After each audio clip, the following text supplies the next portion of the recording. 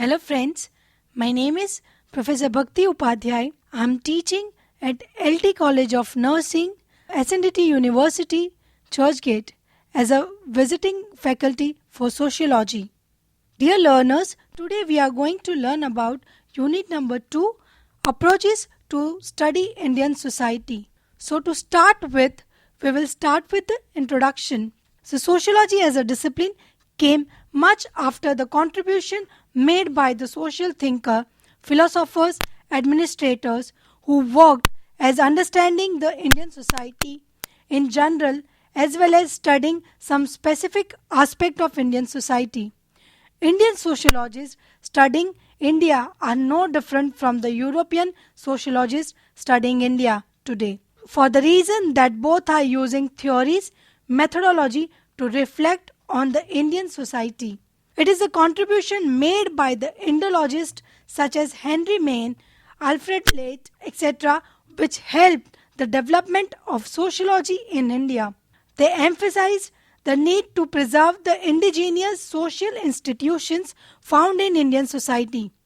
Indian sociology today is more committed to the study of social protest, women issues, problems of Indian farmers, cosmopolitan globalization, and getting away from the study of caste, kinship, and family, which were centrality to the study of Indian sociology from 1950s to 1980s.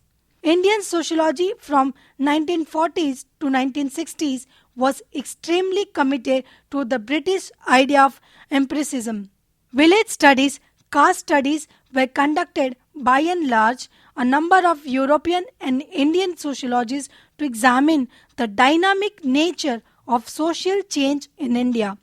The problem of Indian agriculture caught sociological attention during the late 1960s as a large body of sociologists looking into a restrictive impact of land reform systems explained landlessness and poverty in rural Indian social structure. This phase of Indian sociology is considered as a golden period or the maturity stage. The field study tradition evolved as a reaction to the Indological study in India during its late formative stage, it means from 1920s to 1940s. Indologists were the product of different schools of Indological traditions. Various leagues of Indological outlook in India offer Indian sociology and identity, ideology and methodology in a different form and explain the nature of Indian society. So several approaches have been used by sociologists in the study of Indian society and culture. Some of them are: number 1, ideological approach; number 2, historical approach; number 3, structure functional approach; and last, number 4, the Marxist approach. Now we will start with the Indological approach. The Indological approach is known as the textual approach. The Indological approach rests on the assumption that the Indian social reality can be well grasped through the text. Indological approach means the study of Indian society from the Indian perspective, collecting data of Indian art, architecture, language, culture, religious text, legends, myths. Indological studies are simultaneously contributed to as well as receive a stimuli from the efforts made by the British scholars and the officials in order to develop an in-depth knowledge of Indian society and culture. Indian society and culture are not only unique but have a long history and the tradition. The poet of Indian society and culture can be best studied by looking at this scarce text. The ancient Sanskrit texts provide an accurate account in the study of history and culture of Indian society. Some sociologists and some social scientists advocated Indological approach. They practice Indology as the most indispensable perspective for developing an Indian sociology. This use of the Indological approach to study the people of India, caste and tribes, social institution, customs and cultural practices also received support from the British officials and scholars. In some cases, Indian schools and British officials collaborated and made efforts to interpret tradition, customary religion, cultural practices, and the legal codes.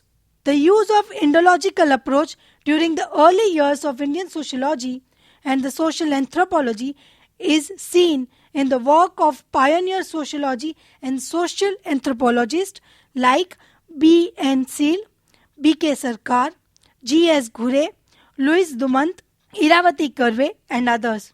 The Indological writing deals with the Indian philosophy, right, art, and culture are reflected in the work of Indian scholars like Radha Kamal Mukherjee, D. P. Mukherjee, G. S. Ghure, Louis Dumont, and others. In this context, we are discussing here the G. S. Ghure and Louis Dumont who used Indological approach in their research.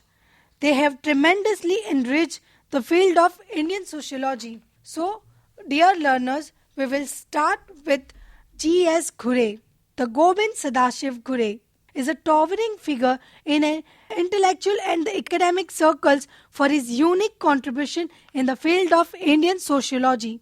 He has often been acclaimed as the father of Indian sociology, the doyen of the Indian sociologist, or the symbol of sociological creativeness. The Ghure had been engaged in building up almost single-handedly the entire first generation of Indian sociologists in the post-independent period.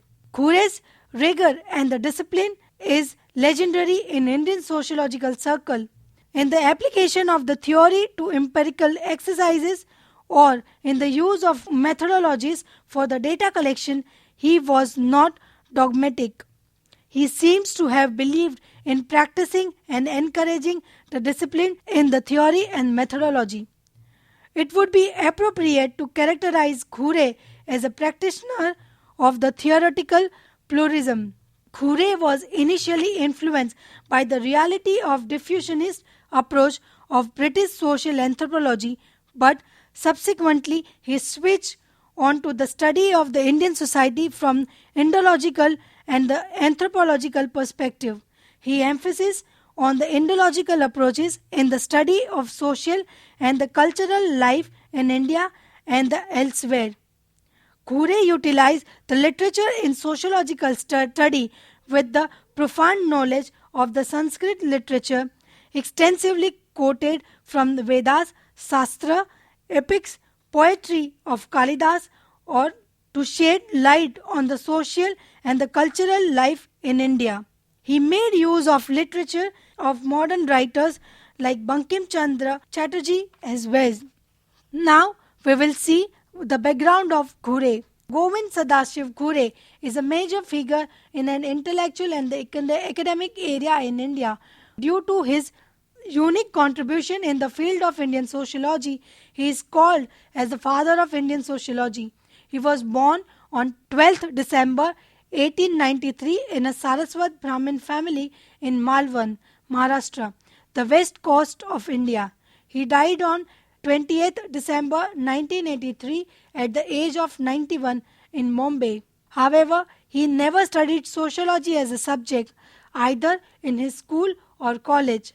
In fact, he was a scholar in Sanskrit and ancient religious book, have played a major role in the development of his idea in the field of sociology. He passed his graduation from the renowned Elphinstone College. He had a brilliant academic career throughout. He stood first class second at the BA examination and was awarded the Bahudesi Prize, the blue ribbon of Sanskrit competence in the university. He stood first class first at MA examination in English and Sanskrit in 1918 and was awarded the Chancellor's Gold Medal. None before that time had obtained a first class at the MA with Sanskrit. With this type of background in Sanskrit, Ghure finally came to sociology, which profoundly influenced later Ghure's own writing and of course of his research made in the field of sociology under the leadership. G. S. Ghure did his PhD from the Cambridge University, where he was greatly influenced by Professor Rivers. The River died in 1922 before Ghure completed his doctoral work. In 1923, he completed his PhD under A.C. Haddon on caste and race in India. During that time, he wrote papers like Dual Organization of Society in India, Ethnic Theory of Caste. He was of opinion that the sociology was nothing but a past history of mankind. After he returned to the India, he became the head of the Department of Social Bombay University in 1924, and he also became a guide for many MA and PhD students. He devoted his entire life towards writing on no matter of sociological concern through papers and articles. As a sociologist, Ghure feels the imperative of exploring this unifying and synthesized process.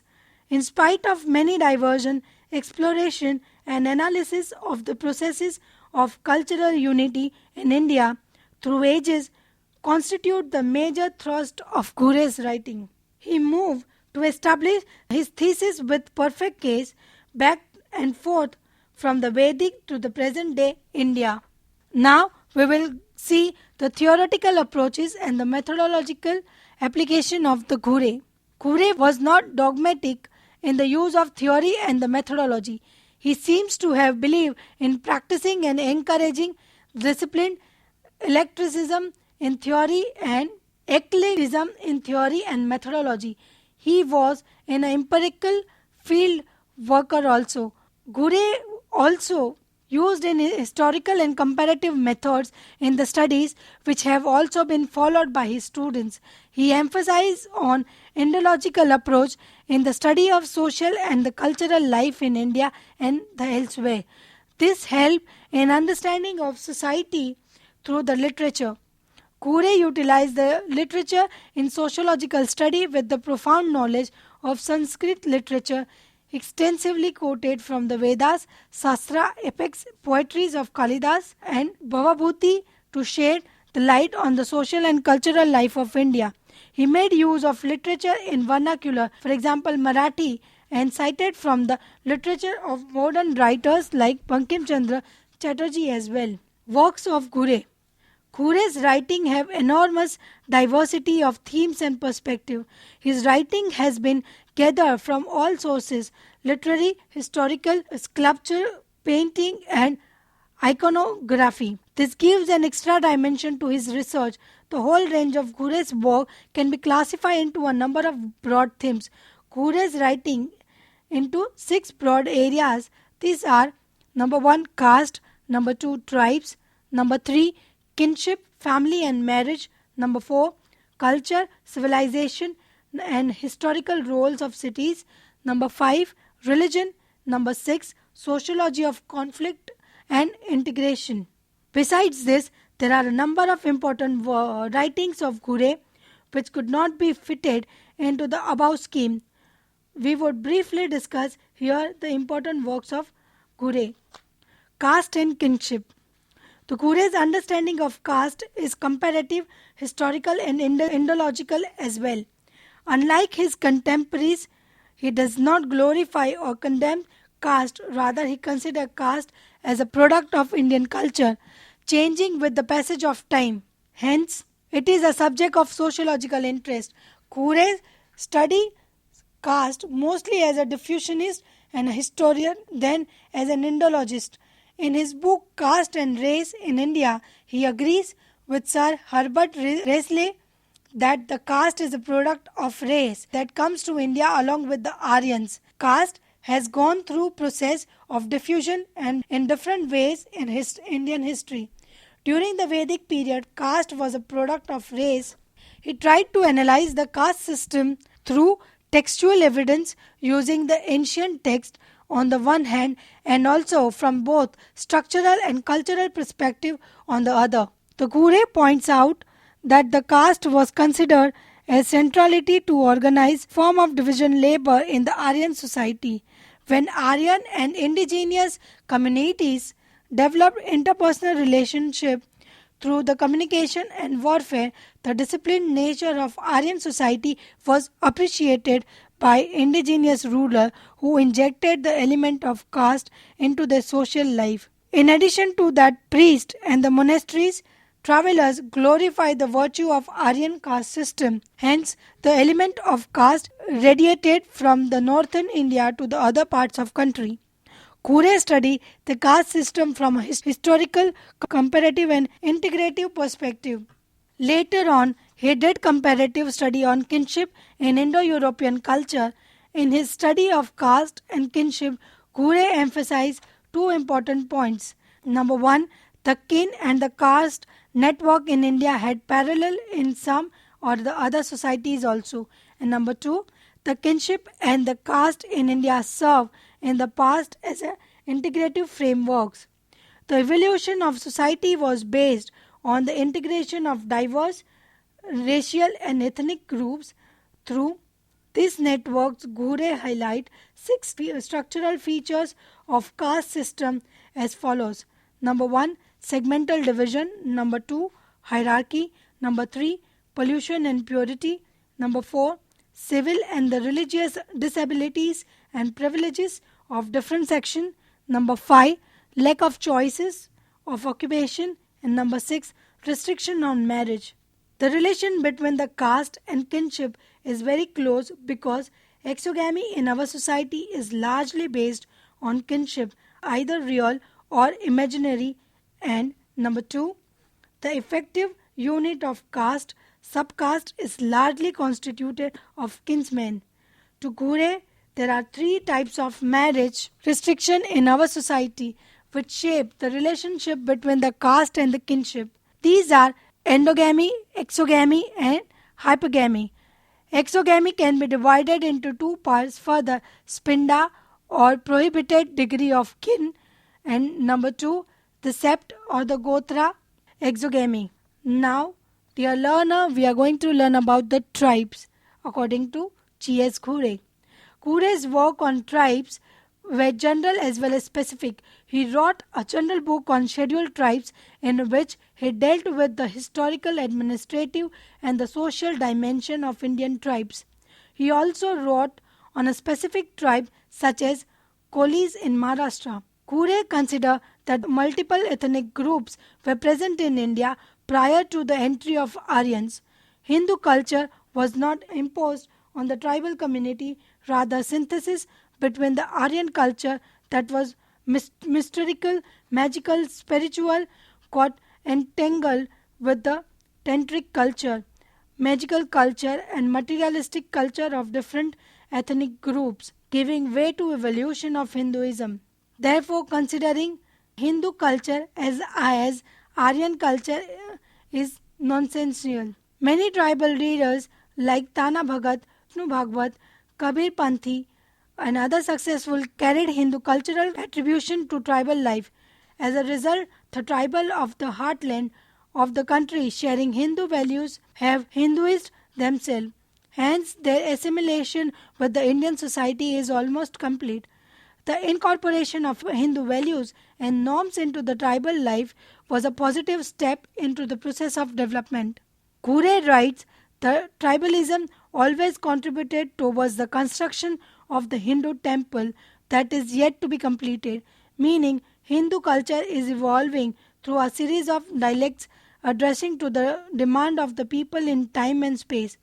Buddhism, Jainism, Sikhism largely embodied the Hindu values with the new ideas and doctrine contributing to decline of Hindu culture and tradition. He considers that the Hindu cultural values were shared by the tribal community by mitigating the tribe caste differences. Therefore, tribes of India are backward Hindus. Now we are moving on to the rural and the urbanization. Kure remained occupied all through his life with the idea of the rural urbanization securing the advantages of urban life simultaneously with the nature greenery. Therefore, he discussed the process of rural urbanization in India. He views that the urbanization in India was not simple function of industrial growth in India. The process of urbanization, at least till recent year, started from and within the rural area itself. Kure's approach to the rural urbanization reflect the indigenous source of urbanization.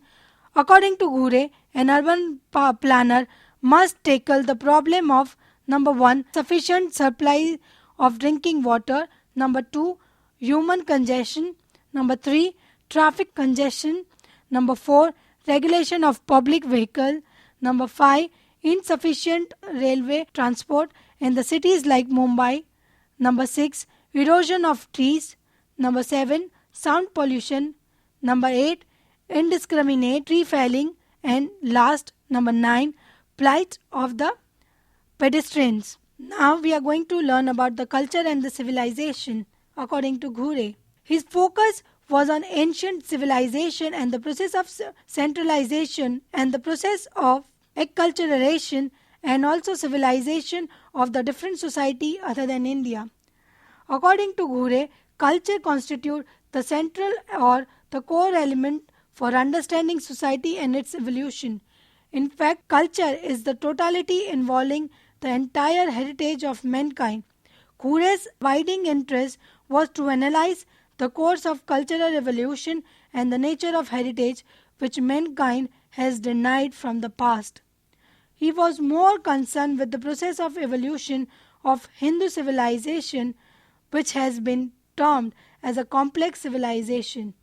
And Ghure thought that for analyzing the dynamics of culture in such a long historical civilization, Ghure, as the founder of culture, he delineates the 5 such values or foundation of culture. These are number 1, religious consciousness, number 2, consciousness, number 3, justice, number 4, free pursuit of knowledge and the free expansion, and number 5, toleration. According to Ghure, civilization is the sum total of the social heritage projected on the social panel. It is also an attribute of the society. Now, sociology of religion. Evolution of Hindu religion, Indian sadhus, Vedic India were also some special area of his interest. Religion is the fundamental of men. Men become conscious of their power beyond his comprehension almost at the dawn of civilization. The Ghure thinks that the religion is at the center of the total cultural heritage of a man. He gives the 5 foundation of culture as mentioned earlier and the description of culture and civilization, out of which religious consciousness is most important. It molds and directs the behavior of men in the society. Ghure made original contribution to the study of Indian religion, religious belief and practices. Ghure analyzes the 3 oldest human civilizations, the Mesopotamian, the Egyptian and the Hindu, in their various aspects of mythological belief, speculation, cosmology, life after death, view of Godhead, the temple architecture, etc. Now we are going to learn about the Indian sadhus. Indian sadhus 1953 and 1964 is an excellent sociography of the various sects and the religious centers established by the great Vedantic philosopher Sankaracharya and other notable religious figures. In this work, Ghure highlights the paradoxical nature of renunciation in India. A sadhu or sannyasi is supposed to be detached from all caste, norms and the social convention, etc. He is outside the pale of the society. Indian sadhu have acted as the arbiters of the religious dispute, patronized learning of sculptures and sacred lore, and even defended religion against the external attack. Now, national unity and integration. Since he was a sociologist, he never lacked in interest in the process of integration between the different groups in the country. Ghure had interested in contemporary Indian situations.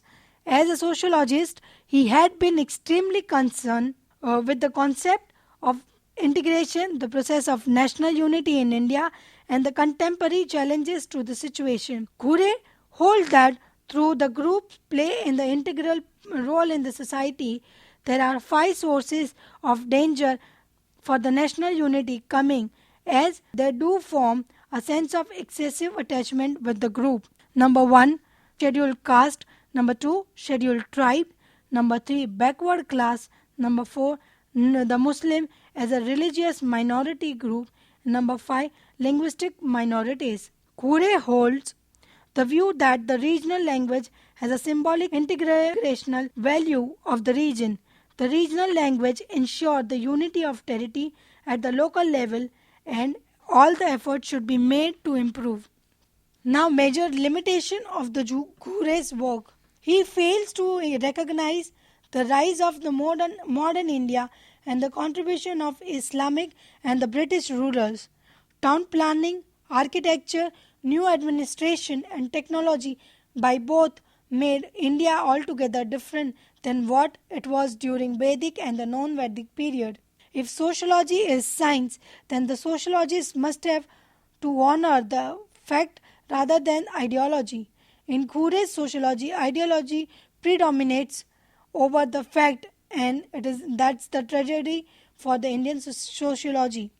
A.R. Desai writes that the studying India from the lens of culture provides us no space to understand the real India that lives within inequality, diversity, dialectic and exploitation. Therefore, one has to come out the bondage of Ghure's sociology to understand the real India and the challenges and the problems associated.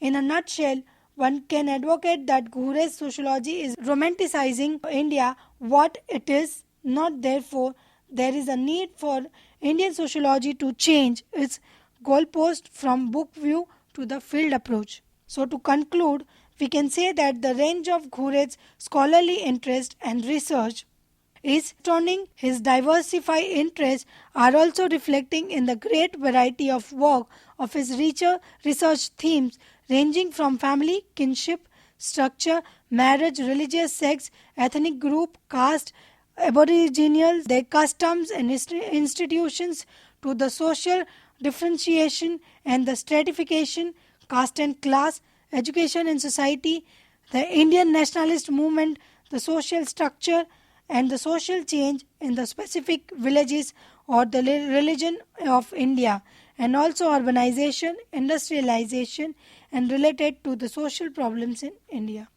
So dear learner, we are now moving on to the next sociologist, that's Louis Dumont. Louis Dumont is an eminent sociologist and Indologist, was a towering figure in the field of sociology and anthropology in the world. His focus of debate has been India and the West. As a study of the caste system in India, Dumont's Homo hierarchies offer a several new perspectives of the social structure. The notation of ideology and the tradition are intrinsic part of his paradigm. He has brought the method of structuralism to bear upon his study of the caste system. The chief element of his methodology are ideology and structure, dialectic transformational relationship and comparison. Number 3, ideological and structuralist approach. And number 4, cognitive historical approach. Dumont seeks the ideology of caste in Indology and its assumption of the unity of Indian civilization. Defining sociology, according to him, it designates a more or less unified set of ideas and values. Indian civilization is a specific ideology whose components are in a binary opposition to that of the West, burden against the tradition, holism against the individualism, hierarchy against equality, purity against pollution, status against power, etc. The opposition is basis for the comparison at the level of the global ideology with the specific ideology of the caste system. The opposite is between the principle of purity and pollution. The notion of hierarchy has a pivotal place in the Dumont's study of caste system. Hierarchy implies opposition between pure and impure, which also determines its dialects. It also suggests that the relationship of encompassing and being encompassed In the caste system, the principle of purity encompasses the impure. Now we will see the background of Louis. Louis Dumont, who died on 19th November 1998, was born in Salonika in 1911. Louis Dumont, the French sociologist, was regarded as an Indologist, grandson of a painter and son of an engineer. Dumont combined his way of looking at the world with the qualities of both vacations, creative imagination, and abiding interest in the concrete. Dumont was born in Thessaloniki in the Greece in 1911 and died in Paris in 1998. He was first a student of the French anthropologist at the Institute of Ethnology of the Museum of Men in Paris from 1936 to 39, and later joined his guide for arts and popular tradition, where he became assistant and then associative research from 1937 to 1951. Dumont was a prisoner of war in Germany, where he started learning Sanskrit with the German ideologist and the Jain scholar Walter Sklabling. In 1957, he published a monograph on South Indian subcaste, social organization and religion of the Pramalai Karlar. In 1986, for the English edition translated from the French by M. Moffat and A. Morton and edited with the introduction by the Michael Moffat, which marked a profound change in the paradigm of the sociology of India. In order to understand the so-called Indian Tradition Society, Dumont rejected the framework of the village, which was then favored by the most scholar, and focused on caste, emphasizing the hierarchical social organization which encompassed a territory wider than a village.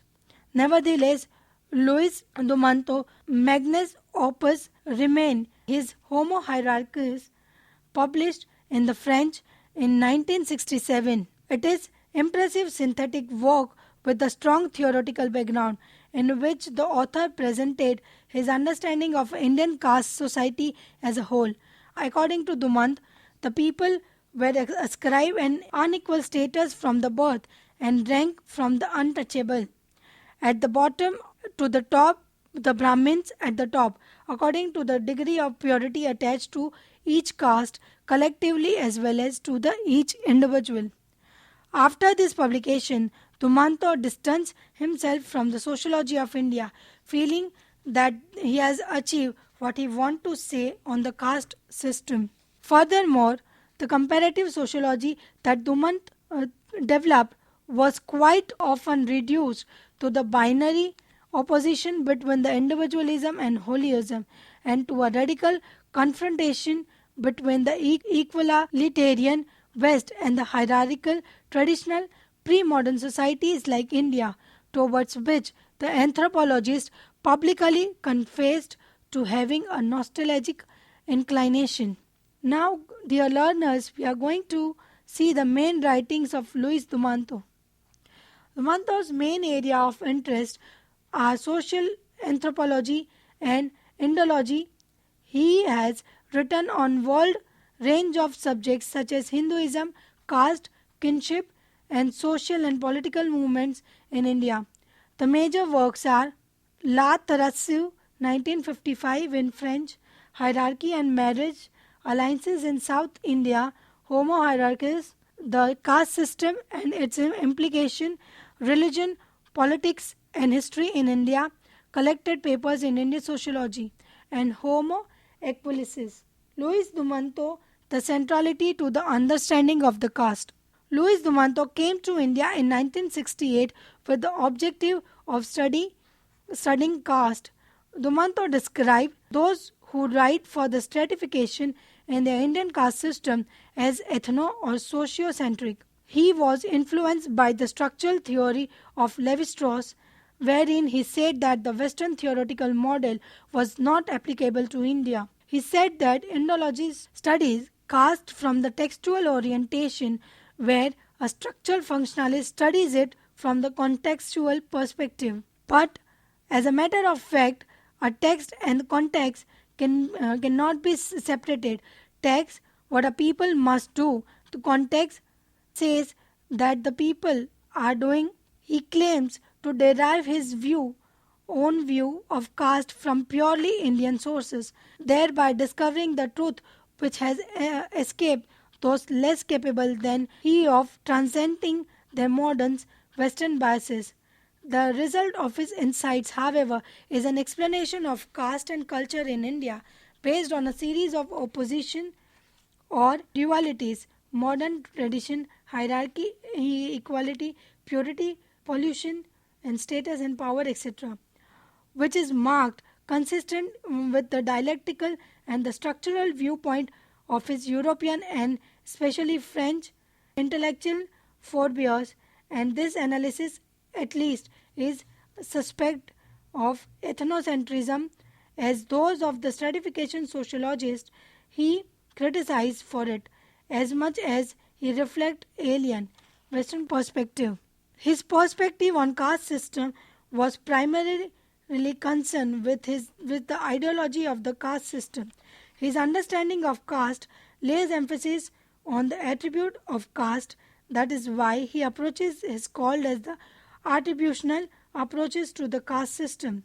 For him, caste is the set of relationship of economic, political and kinship system sustained by certain values which are mostly religious in nature.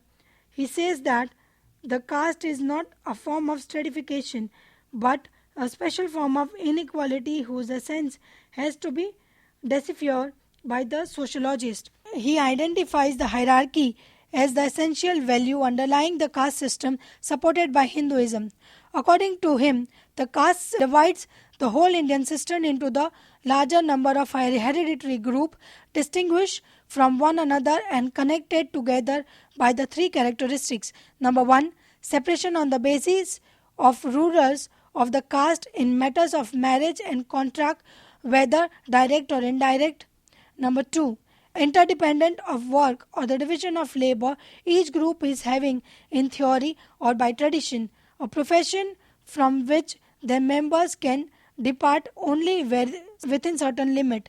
And number 3, graduation of status or the hierarchy which rank the group as relatively superior or inferior to one another. Luis Dumanto highlights the state of mind which expressed by emergence in the various situations of caste. He calls caste system as a system of ideas and values which is formal, comprehensible, rational system. His analysis is based on a single principle, the opposition of pure and impure. The opposition underline hierarchy, which means superiority of pure or inferiority of impure. The principle also underlines the separation, which means pure and impure must be kept separate. According to him, the study of the caste system is useful for the knowledge of India and it is an important task of the general sociology. He focused on the need to understand the ideology of caste as reflected in the classical text, historical examples, etc. He advocated the use of Indological and the structuralistic approach to the study of caste system and the village social structure in India. Now we will see some of his important work. The first one is Homo Hierarchies. Luis Dumanto in his Homo Hierarchies has built up a model of Indian civilization based on the non-competitive ritual hierarchical system.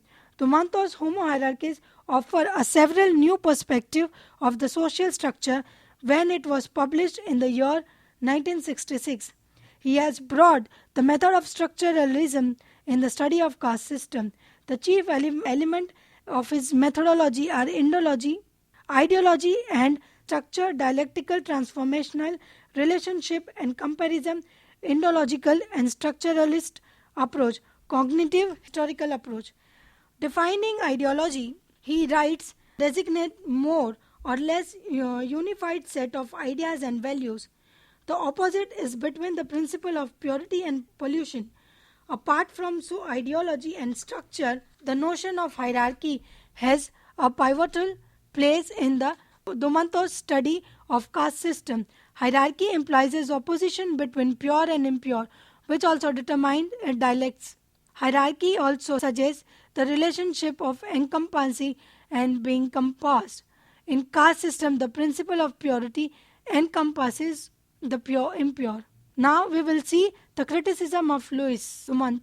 The Louis Dumonto's sociology never pays any attention to the politics of the caste, as it was overcommitted to be the cultural aspect of caste. Louis Dumonto's theory has been considered as stereotyped and cultural bound. He speaks in the tone Brahmins. Therefore, in his book New Manusmriti, is engaged in celebrating Brahminic exclusivity, purity, pollution, dichotomy is a book view glorified by the Louis Dumonto that does not exist in a big way in empirical India. Caste is not system of ideology but a form of hierarchical practices driven by the principle of domination and the subordination, privileges and discrimination, security and anxiety, and is not a product between the pollution and purity, identically understood by the every section of the society. Therefore, Dumonto's view on caste is said to be speculative, imaginative, and culturally loaded, and hence unacceptable. Dumont sociology is more committed to ritual merits of Brahman procuring through their birth. However, there are saint sadhu who command more respect than Brahmins, which Dumonto fails to understand. Therefore, in India, multiple ritual hierarchy is present, indicating that the Indian society is more dynamic that cannot be studied by the Brahmanic centric structure. Therefore, the caste glorifying by Dumonto. The Dumonto offer an ideal view of caste identical to the Manusmriti because it never explained what Indian society ought to be. Many sociologists doing empirical study have done it with the fact that in many situations lower caste people do not accept the cultural superiority of Brahman and the Sanskritization among them is not out of the respect for Brahman but is a form of protest to their victimization since historical time. Nationalists made an attempt to unite the people irrespective of their caste and cultural differences. Arya Samaj, nationalist movement, Gandhian reforms all provided confidence in the mind of the people to ask for justice. Dumonto's sociology do not mention any such type of change, which did not value Brahminic supremacy with respect but the contradictory tried to empower people. And it has, in conclusion, it can be advocated that the Dumonto's theory of caste may be not acceptable because it sounds too greatly Brahminic, cultural bound and textual. But despite of the limitation, it is Dumonto whose writing. It's Dumonto whose study introduced an intellectual revolution in the field of sociology. Conclusion. So dear learners, we are now trying to discuss broadly Louis Dumonto's contribution to the study of caste system. Today's Dumonto hierarchy is essential for undertaking the caste system. His approach to the caste is basically Indological and structuralist. To him, hierarchy of some caste is religious in nature and is marked by the disjunction between the status and the power. Dear learners, we are now moving on to the structural functional approach. In the part of independence period, the certain theoretical stands were seen to great full emergence of the structural functional approach was the earliest one. Structural functionalism is derived from the British social anthropology. It is appeared in Indian through the intensive fieldwork that were with the structural functional approach. This approach requires a detailed description of this social phenomena being investigated. It requires an analysis derived from the descriptive of the social phenomena or an aspect of these local communities in relation to the total social structure. In 1950s and 60s, saw the publication of the monograph on the various aspects of the tribal, rural and urban on the various life in the different part of this country. And on the different aspects of Indian culture, religion and society. The data collected through the intensive fieldwork made possible a deeper analysis that brought out the interconnection between the different parts of social system. This resulted in a deeper understanding of a microclimate being studied. Before this, sociologists of Indian society had used to a textual approach to the Indian society and social institution, while structure of functionalism explained a social institution by reference to other features of the social system of which it formed a part and gave a new insight into the microbiome being studied. A new sociologist went further for reconstructed the history of social institution. D.N. Majumdar remained within the structural functionalist tradition in social anthropology. Intensive fieldwork and observation in the collection of data were the central to the approach from which he did not depart even when he conducted a large-scale survey type of research. Radha Kamal Mukherjee conducted a micro-level analysis of the rural economy, land problem, population, problem of working class. He also studied the micro-level inquiries into the deteriorating agrarian relations and the condition of peasantry. M.N. Srinivasan followed the Redley Brown and adopted a structural functional approach. He showed a low spiritual and beliefs contributed to this unity and identity groups at the different level, like this household, this village and the region. Srinivas also examined the relationship between the local religious belief and the practices and some under the universe of the world religion. This opened our understanding of the interplay between the local religion belief system and the wider religious belief system and the wider religious belief and the practices. Many Indian sociologists found the structure functional approach as adequate to the study of Indian society and the social institution. Structure functional make a point to go for a field situation and collect data on the basis of what they have seen. Structure functionalists make a point to go to the field situation and collect data on the basis of what they seen there. There is no need to glorification, or it is called the structure functional approach as it never considered anything so simple to understand. There are caste structure, ritual structure, political structure, and each of these structure both influence one another and gets influenced by itself. Structures can be functional or difunctional, or structuralist never takes into consideration their personal ideologies while studying this social structure so as to put forward the studies done with a value neutral perspective. M.N. Srinivasan is considered as the father of structure functional approaches in India. Now we will going to see the background of M.N. Srinivas. M.N. Srinivas was born on 16th November 1916 in a traditional Brahmin family in the city of Mysore, then a capital of princely state of Mysore. His father, Narasimhachar, was a minor official in the government.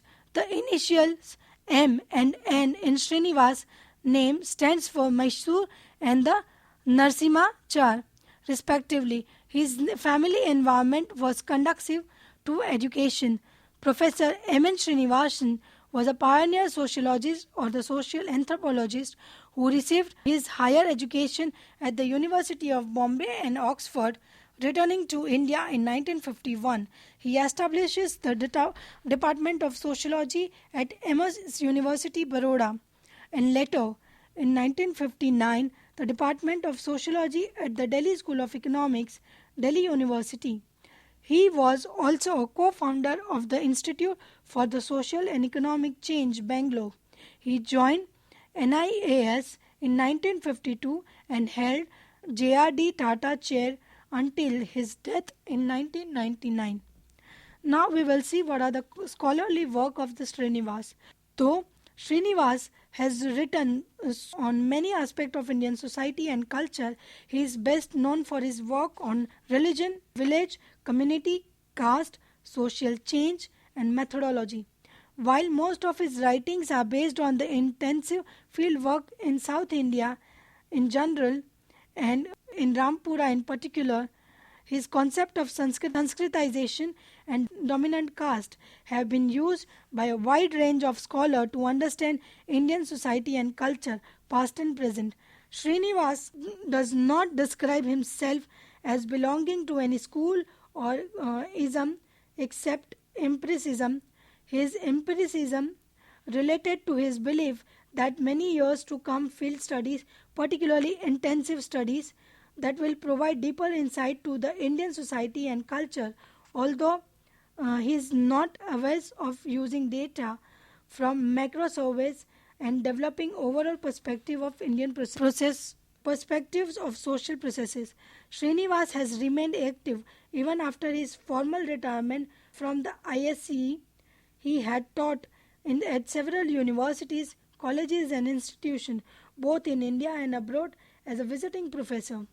He has also been involved in writing and publishing, delivering lectures, sitting on important committees and performing many other public functions.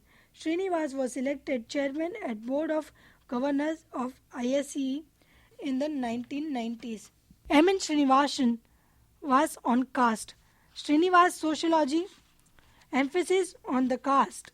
M.N. Srinivas sociology emphasis on the study of the social structure of caste, village, family, society. In his study of caste, he makes a distinction between both book view of caste and the empirical view. He emphasizes on Varna system and also looks into the division of caste, subdivision and subdivision present with the caste. He considered that the caste in the empirical reality. Hence, in every village one can notice around 20 to 25 caste groups present, and within every caste groups there are present a subcaste and a subcaste who are engaged in cooperation and competition and conflict with one another. Changing a ritual position of the caste has taken through Buddhism, Jainism, Bhakti movement, Swami Narayan Guru Dharma, Palipana, SNDP, Satyasodhak Samaj. He further considered that the ritual mobility in contemporary times is taking place through Sanskritization. He considers Sanskritization becomes easier for the lower caste when they improve their position in a secular sphere, that is by getting education, power and wealth. Citing the example of Mahishya of Bengal, Kayasthas of Bihar, Chauhan Rajput of UP and Yadav of Western UP, etc.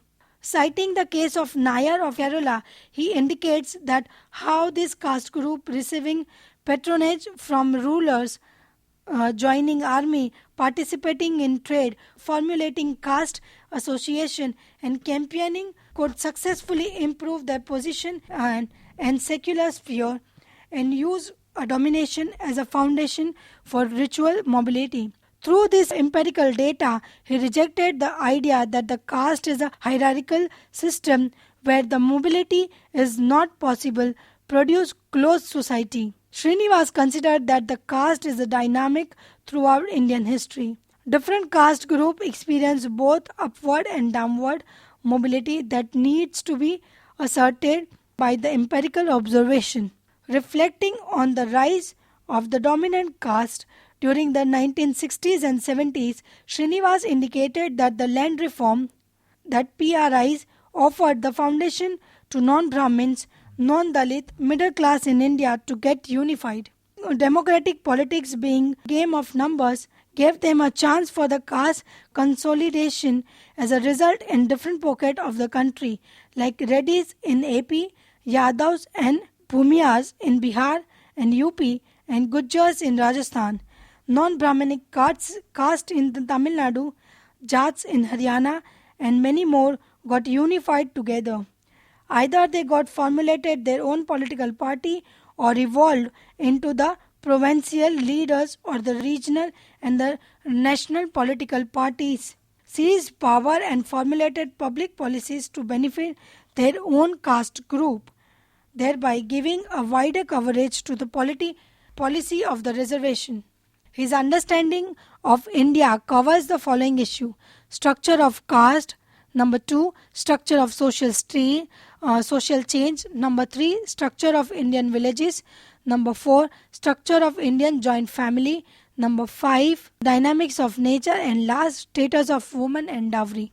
The Srinivas used 3 concepts to understand the social structure of Indian society. Number 1, Sanskritization. Number 2, Westernization. And number 3, dominant caste. Sanskritization here means it can be defined as the process by which a lower caste or a tribe takes over the custom or rituals, beliefs, ideology and the style of living, particularly for twice born caste member. Westernization. According to Srinivas, Westernization was the change brought about in India due to its relation with the Western culture, particularly with the British.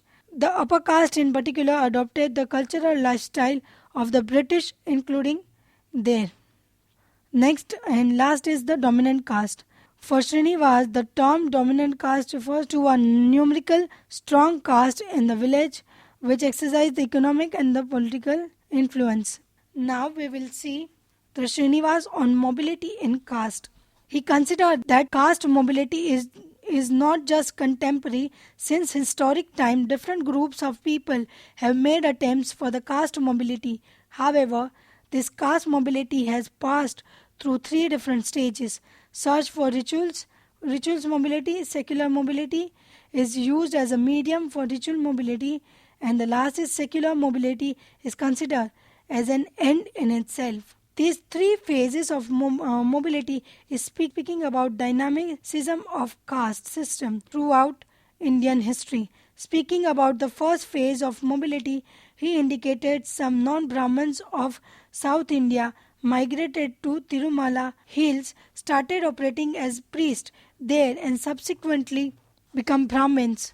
The Vaishnavas of Bengal were originally Sudras who were under the influence of Bhakti teachings of Chaitanya's, Sanskritized themselves and successfully obtained the Brahmanic status. He also noticed that the Buddhism, Jainism and the Bhakti movement successfully offered platform to the people to buy Sanskritic value and way of life. He concluded that the Brahmanic exclusivity has been questioned, challenged and adopted throughout Indian history. Therefore, it would be difficult to comprehend that the caste is a static institution as presumed by the Indologic and the colonial scholar. He concluded by saying that attempt for caste mobility challenged by protest, resistance and at aims conflict. Therefore, caste mobility, unlike class mobility, is not necessarily a smooth affair. Now we will see, dear learners, the Srinivas' views on the social structure of the village. Marx considered that the Indian village self-sufficient because all members of the village have land as their primary modes of production. Colonial scholar considered that the village in India suffered from the myopic culture, hereditary of occupation, name, residence and culture in addition to pessimistic value, lack of innovation, non-exposure to market, absence of individualism, resulting into a community which was self-perpetual and continuous. Luis Dumanto considered that the village is a territorial space. It does not carry any social or cultural significance. Therefore, Indian society must be studied from the standpoint of the caste, not of the village. Srinivas rejected to both the position outrightly, indicating that both Marx and colonial scholar had a romantic understanding of Indian villages because their assumption of India were greatly driven by the book view. No village manifests unity in totality and it is perpetual in character. Srinivas indicates that the village solidarity is a fact because people belonging to a particular village exhibit village exogamy. Number 2, cutting across their caste line, the participate in village festival. Number 3, voluntarily they come together against the external aggression. And last, number 4, servicing the caste group regularly come from adjoining village for work which result into functional coordination. People carry their family identity, caste identity, village identity along with your name. Therefore, village is not a geographical space. It is a social and cultural universe for men in India from where he gets an identity. He lives with this identity all through his life. Now, dear learners, we are going to learn about the Srinivas view on social structure. Srinivas considered the social change in India is not just technological and institutional, rather, it is a value centric. 150 years of British rule in India has exposed us to a modern technology, railway, printing press, radios and televisions and telephones. All these embodiments of modernity have responded to the demand of traditional culture efficiently. TVs and radios do have a secular and a sacred uses in India.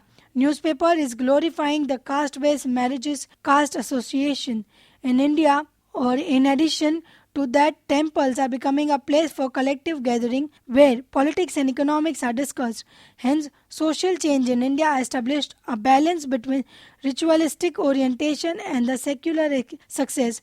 Therefore, India is establishing a balance between the tradition and the modernity than simply following the Europe model of modernity. So to conclude, here we can say that M.N. Srinivasan took Indian sociology away from the world of speculation, judgmental orientation, ideological and ideological achievement to the world of fact where people speak for themselves. Srinivas sociology gave a new dimension of Indian society for both in the methodology and in the terms of content. Therefore, David Mandelbaum rightly points out that it is difficult to imagine Indian sociology without M.N. Srinivas. Srinivas never gave sociology of India big theory, nor did he try any European theory on Indian society.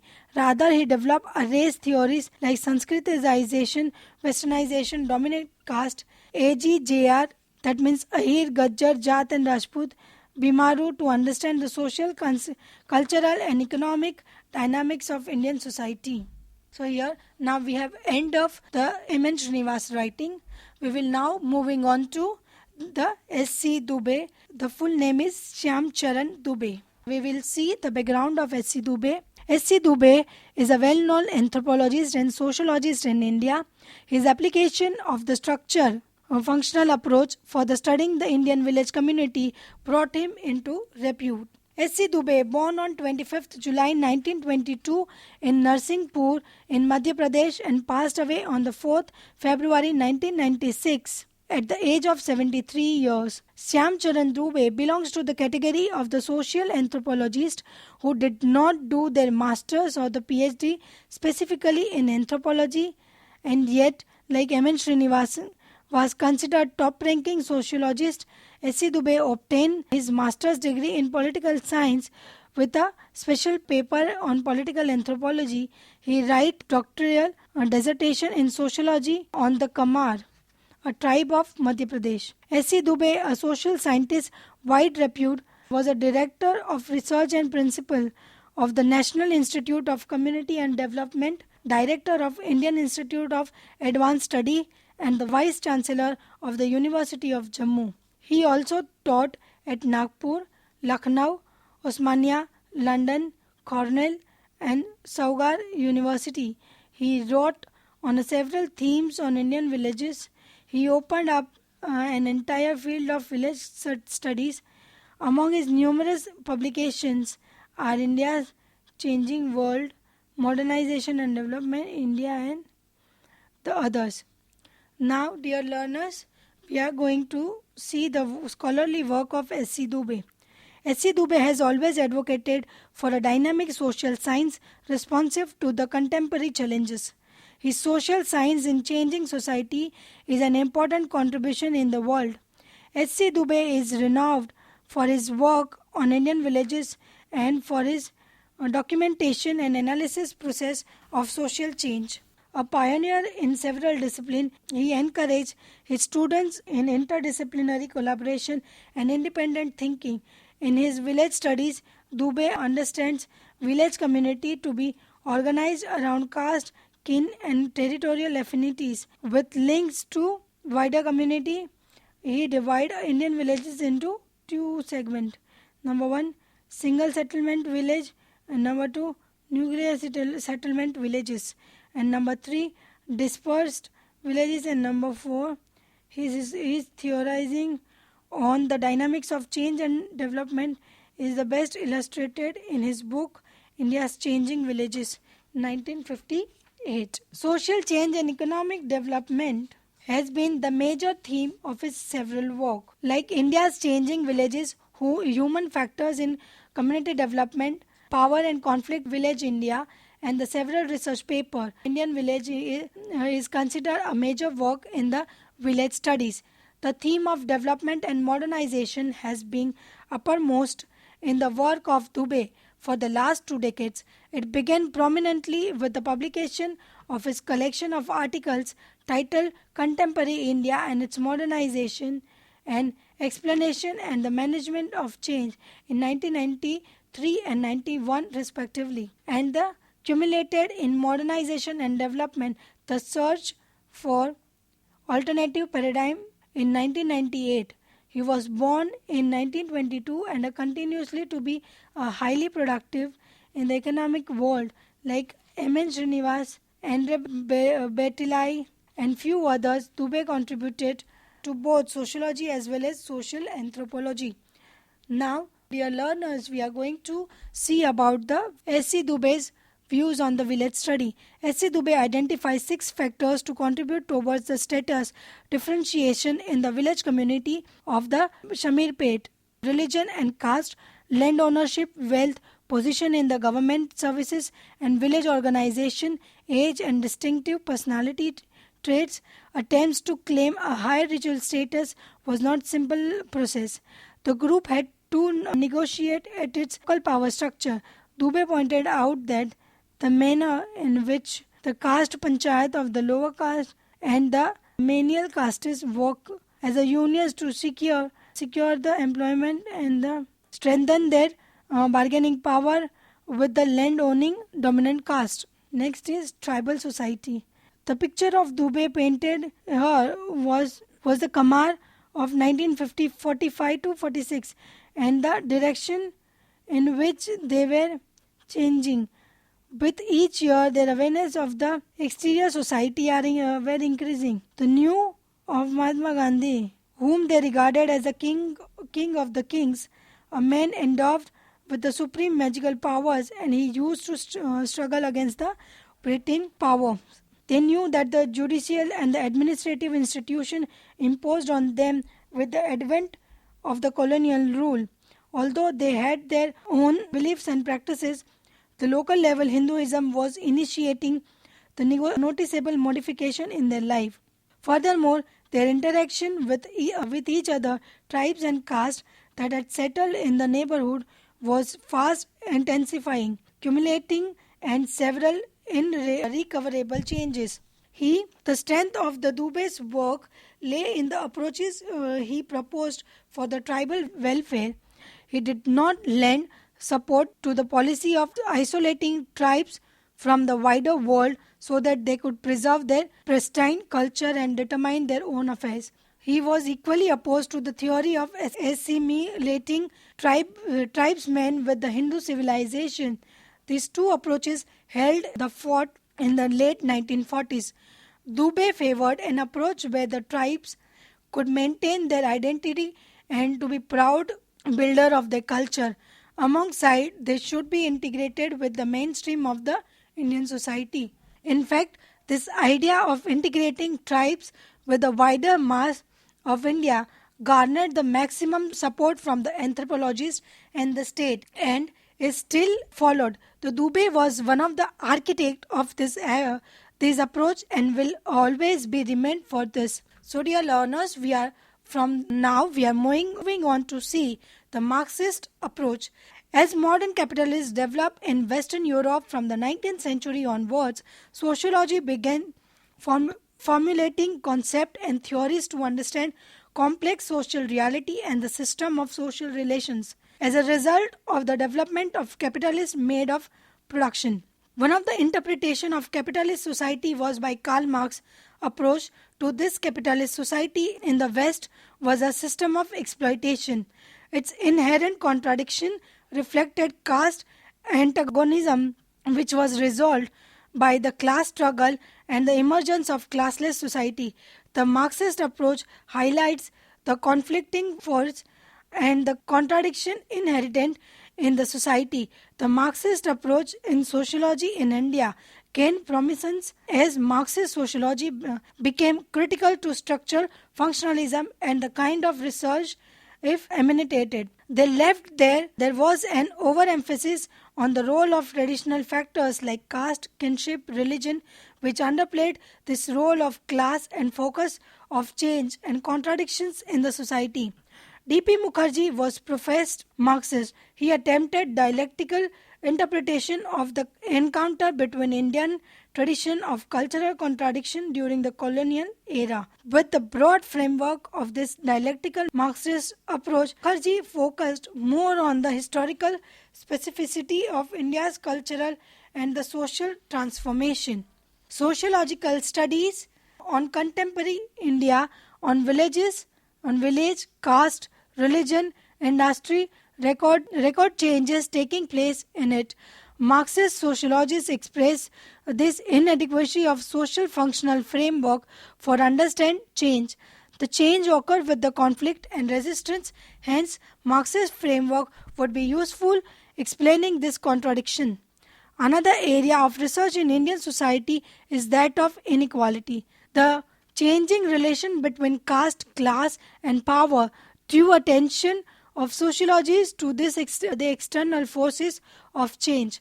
Sociological approach. Now we are moving on to learn about the D.P. Mukherjee, that Durjati Prasad Mukherjee. Now we will see the background of him.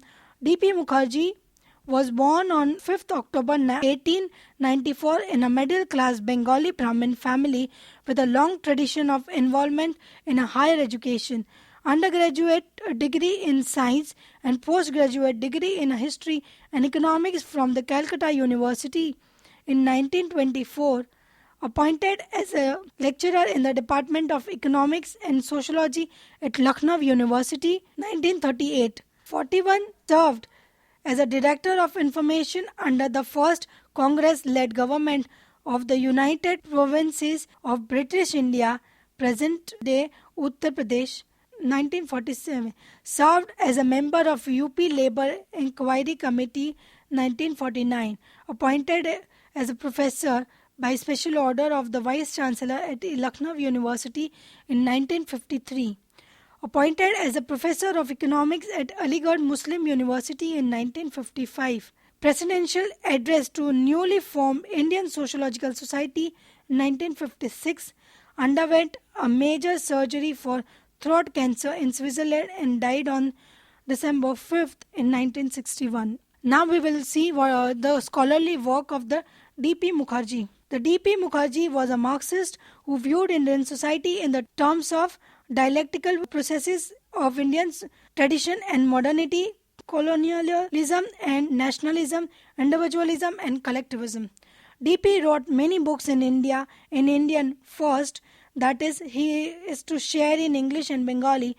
His introduction to folkways, mores, customs and Indian music is a pioneer work. Traditions for the purpose of considered a classic in its genre. Understanding his social system and what lies is in it and beyond it. D.P. Mukherjee on tradition and change in keeping with the view he believed it was through the dissatisfaction that the sociology should learn and be with the Indian history and economics familiar with both high and low that D.P. turned to sociology. He felt language and culture not only very strongly that the crucial Sanskrit, Persian or the Arabic also distinctive feature of India was its local dialects, social system and therefore its D.P. argued that the Indian culture was important for each social science and society are not individualistic and to be rooted in this context. Some of the important sociological work of D.P. Mukherjee are: number 1, basic concept in sociology; number 2, personalities and the social sciences; number 3, modern Indian culture; number 4, problems of Indian youth; number 5, diversities. Now we will first see the tradition. D.P. pointed out that the root meaning of the word challenged by the collective experience tradition is to transmit. Its Sanskrit of group group and sex, as for example an equivalence are either parampara, that the Bhakti movement DP emphasis discussion which comes that this was true not only of Hindu from the same root or as Ityasa or history, but also in the Muslim culture in India. In tradition are thus strongly rooted in Indian Islam.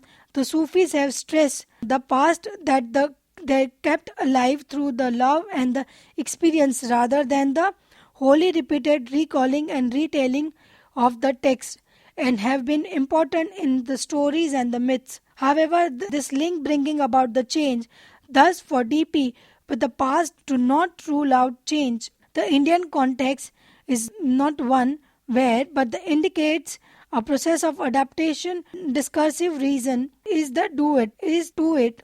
Internal and the external sources of dominant forces for change, Anubhava change, are always present in every and prem in society. That means experience and love in every society. The most commonly cited being historically superior as agent of internal source of change in the Western changes society is its economy. But this conflict and rebellion in the Indian source has not been as effective in the context as have tended to work through India.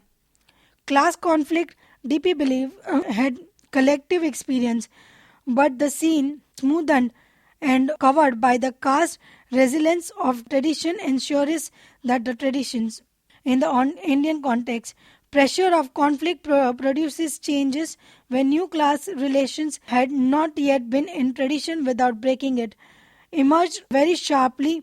Based on this, so we have a repeated cycle of understanding. He concluded the one dominant orthodoxy being challenged to do the first task for the dynamic Indian by popular revolt, which succeeded in sociology, would be provide a transformating orthodoxy, but our account of the internal non-economic eventual reabsorbed into these causes of change, transform tradition. The process of DP believed that where the three changes of rebellion contained principle of changes recognized within the limits of an overarching Indian tradition, namely Shruti Smriti tradition is the typical of a caste society and Anubhava. Of this, the last, where the formation of classes and Anubhav or the personal experience is the class consciousness has been the revolutionary principle, however inhabited. DP's view on tradition and the Indian context, personal experience change led him to criticize all, soon flowered into the collective experience, instance of unthinking borrowing. This means that the most important from the Western intellectual traditions principle of change in Indian society, including in such contexts as we generalize Anubhav or the development of planning. Tradition was collective experience of group, the neither to be worshipped nor ignored.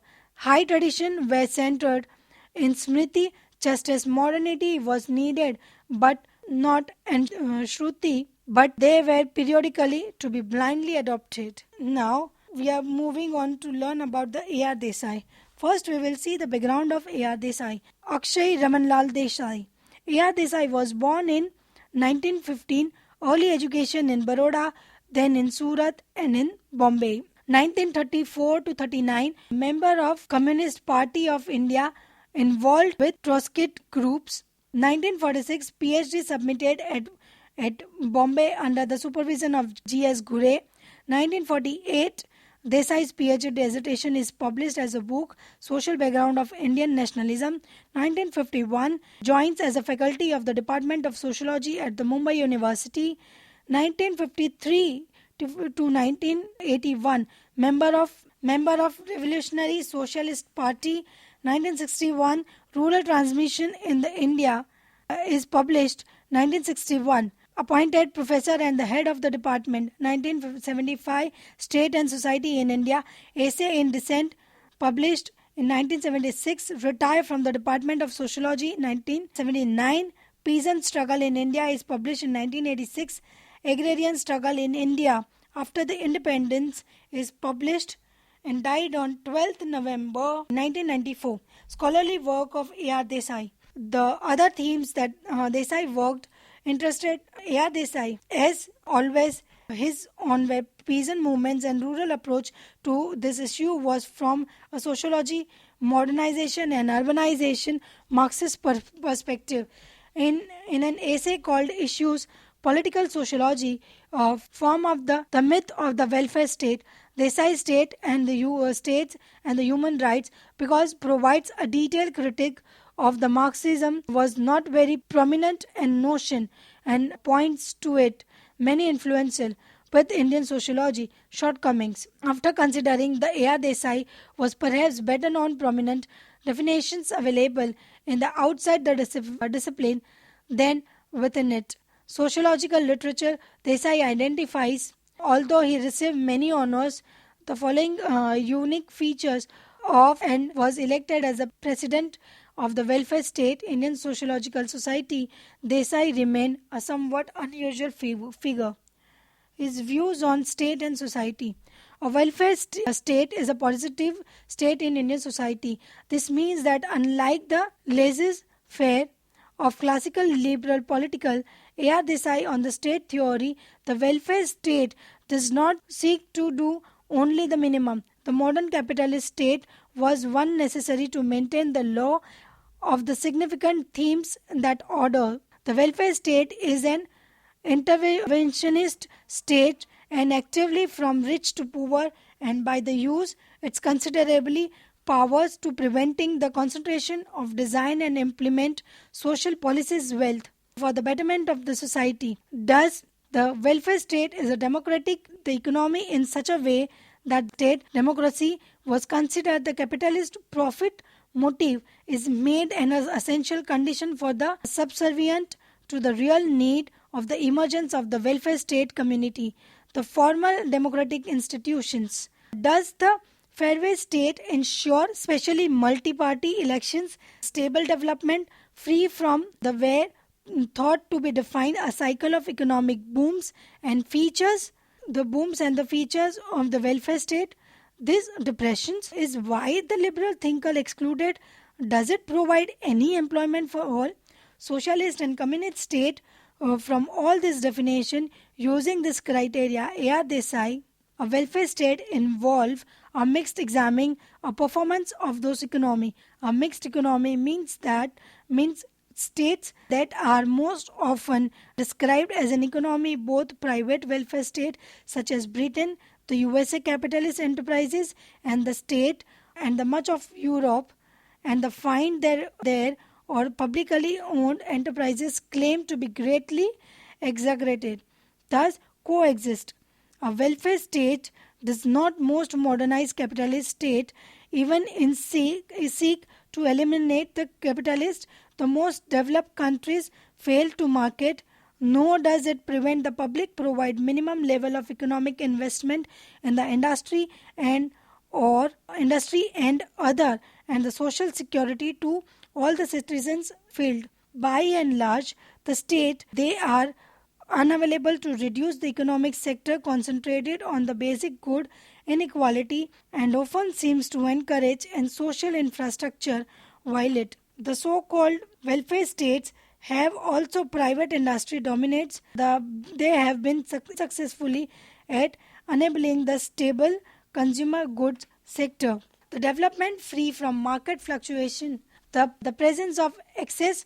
Desai then goes on to suggest some economic capacity on a high level of test criteria against which the unemployment are yet another failure performance of the welfare state can be based on the arguments the Desai be measured. That these are concludes that the notion of the welfare, number one, does the welfare state ensure the state is something of a myth, freedom from the poverty, social? A.R. Desai also write on the discrimination and the security for all Marxist theory of the state. In this, its citizens' writings, we can see that the Desai does not welfare state remove, not take a one-sided view, but openly inequalities of income through criticizing the shortcomings of measures of redistributing income. Communist state, re-income communist state. He cites many Marxist thinker emphasize the lights, schools, sanitation, police importance of democracy even under the service, hospitals, bus, trains and air communism, arguing strongly that transport, the think of others that are political liberties and the rule of laws relevant in their context, but must be upheld in all genuinely sociality state. Desai considered that the state and the society of the modern India has gone into the hands of dominant class and therefore exploited masses in modern India for lack of receiving any patronage from the state have been rejected to alienation and marginalization. Now we are moving on to the last segment, that's A.R. Desai on India. The Indological approach to the study of Indian society largely speaks about unity, harmony, integration, ideological equity without paying any importance to diversity of interest reflecting by the people in the cultural history of India. No society is a product of complete cooperation, integration or the conflict. Theory of India has passed through the different stages of development. Therefore, understanding the Indian society cannot wishfully ignore the dynamics of the history. When Ghure looks into the cultural history of India, A.R. Desai makes an attempt to understand a political and the economic history of Indian society. He considered that the history is no sociology, but the sociological understanding of reality cannot be complete without the interpretation of the historical data. History explains the conditional in which we lived in, whereas sociology explained our experience today. Hence, Desai makes an attempt to develop a historic sociological model to understand the Indian society. As a Marxian scholar, he considered the foundation to Indian history is based upon the modes of production that evolved during the different points of time. He divided the economic history of India into the three distinctive stages. Number 1, pre-colonial age. Number 2, colonial age.